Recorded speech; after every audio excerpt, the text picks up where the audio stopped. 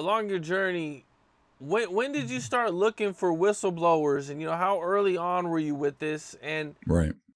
what was like some of the first things that some of these guys first started telling you? Well, my uncle worked on the lunar module, the machine that landed on the moon the first time, with Neil Armstrong. And his company was Northrop Grumman. And so I heard of some of these things when I was young in the 60s. So I also saw one of these objects pretty close up in about 1963. I was about 8 years old. So I always had an interest in this. And even, being a medical doctor and an emergency doctor in trauma, I kept my interest up studying it. But, in 1990, I started an organization to really dig into this more deeply. And by 1993, I had been asked to brief the director of the CIA for Bill Clinton. Now, at that meeting, I learned that the president and the CIA director and others had been denied access to these covert programs that I knew were going on at my uncle's old company and elsewhere. So it was then that I realized that there was a criminal element to this, a very illegal type of management of a very important issue. And that when Clinton inquired about it, and he eventually got approached by George H.W. Bush, the former president and former CIA director, and he was told, this is none of your business, bug out, just get lost. And I know this for a fact. I have an affidavit from a man who was with Bill Clinton after he left the presidency, and he's a very well-known Hollywood figure and another music singer who was in the limo with Bill Clinton when he shared what happened. And the problem with that is, if you're going to decapitate the presidency and the Congress on something this important, then basically you're setting yourself up as your own entity, and you're going to operate outside the law. And if you operate outside the law on something this important, you are dangerous. So it's a very dangerous game being played. Now, most of the information on the subject is nonsense. I found out that there were covert programs that were staging alien abductions and mutilations. Everyone thinks those are aliens doing that. I said, no, it's not. The CIA special projects and some other special operations people. How are they doing it? Let me give you a date. October 1954 is when we mastered what's called gravity control, where you can take an object, put an electromagnetic field, boom, and it flies, like these videos you see that the Pentagon has released and confirmed that they're real. So that was 1954. So by the late 50s, early 60s, these were platforms or advanced technology aircraft that don't use jets or rockets, highly classified. And the other reason for the secrecy, I'm going to tell you right now, is to sort of create the specter of a threat from outer space, which doesn't exist, by the way. It's totally a fraud, for the purpose of amassing more military power globally, by staging a threat from outer space. And remember, if you look at our documentary Unacknowledged, which is still up on Amazon, all the platforms, it details how Werner von Braun, who invented the rocket for Adolf Hitler, on his deathbed begged a member of my team, Carol Rosen, to expose the fact that they were planning to stage an alien attack and to look like we're under some sort of threat. And it was all a false flag, totally a false operation. And that the purpose behind that would be to amass huge amounts of geopolitical power, sort of in a totalitarian way, through military operations. So this is a little bit like the Gulf of Tonkin in Vietnam, where we staged the attack on our Navy vessels so they could expand the Vietnam War, when, of course, the American public was against it. So these sort of what I call false flag operations happen quite a bit. And what we have to be sure is that the public understands all this, but also the members of Congress and White House. So it's a very complicated problem. And if you Google this subject, I'd say 90% of everything that comes up is just nonsense, frankly. But there's a core of it that's true. And there are extraterrestrial vehicles and civilizations.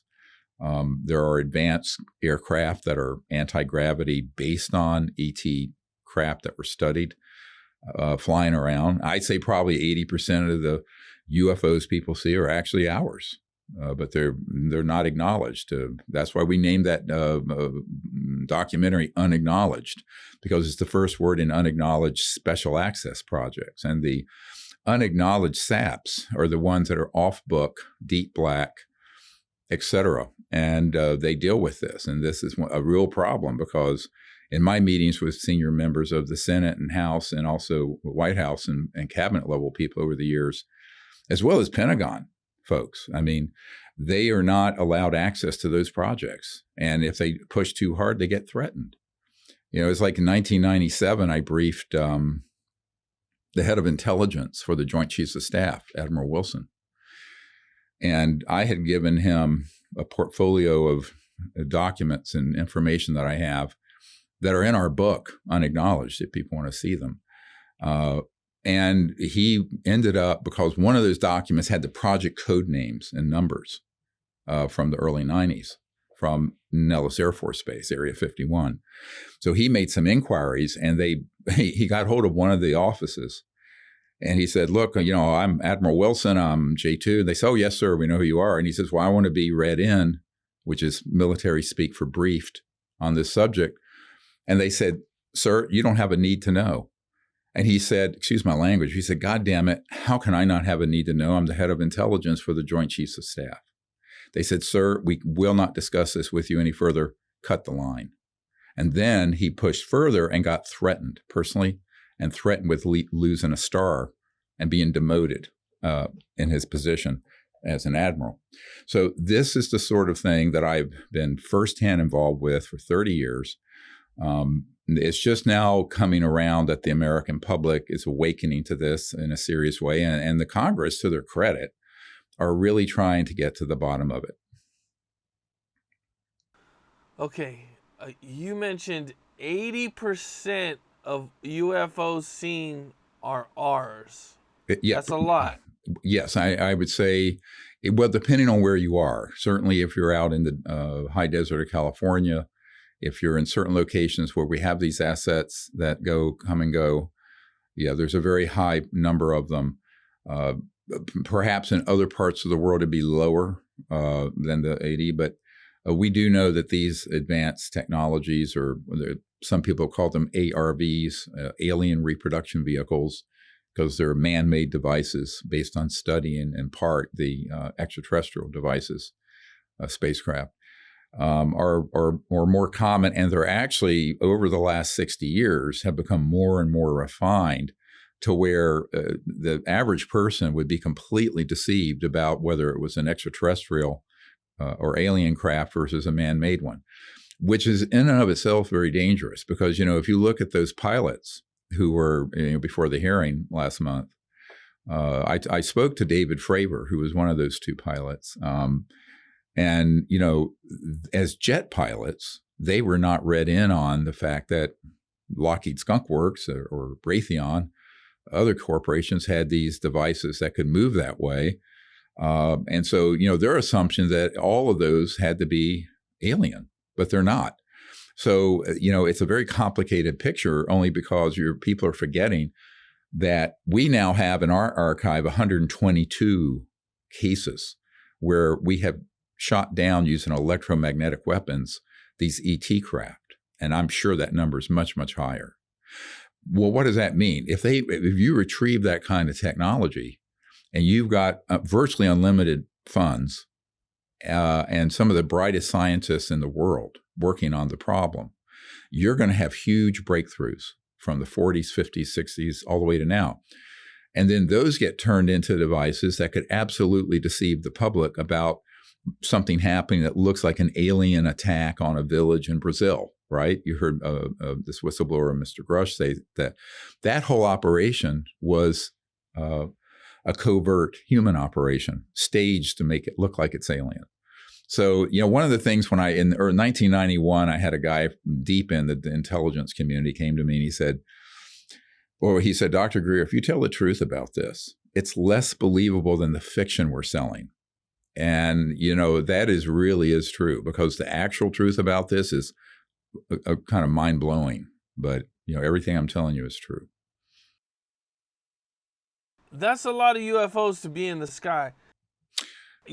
How do they Well, keep? it's not that many. I mean, it's not like every single day, in any given geographical area, there's swarms of these moving around. But I'm just saying that a lot of the ones that have been seen and thought to be of extraterrestrial origin are not, and then there are ones that actually are. And you have to know enough. And one of the things we did, if you get on our website, you'll see we did a 2-day conference before our National Press Club event. And one of those sessions during those, whatever it was, 20 hours of presentations, and you can still see this up there, is that we put on one side what the man-made ones look like, and on the other side what the extraterrestrial ones look like. And they're very rather distinctive. Now, the more advanced the man-made ones get, the easier it is to confuse them with an extraterrestrial one. And for most people, if they see something at a great distance, they see a light or some object moving erratically, they're not going to see enough detail to know whether that was one of ours or something from another star system. And this becomes a huge problem, because if policymakers and people at the Pentagon don't know that, then it would be very easy to trick everyone. And so there are two big, I think, overarching reasons for the secrecy. One is the technology and science game, where they're keeping this secret because they're protecting $1,000 trillion worth of oil and utilities and coal and nuclear power plants. The other is this game of trying to eventually let this come out, but spin it in the direction of this false narrative of there being an alien threat. So those are the two twin pillars of the secrecy since the 1950s. What's up? This is Cam Capone. We got more content like this coming soon, so hit that like button, subscribe, and stay locked in to Cam Capone News.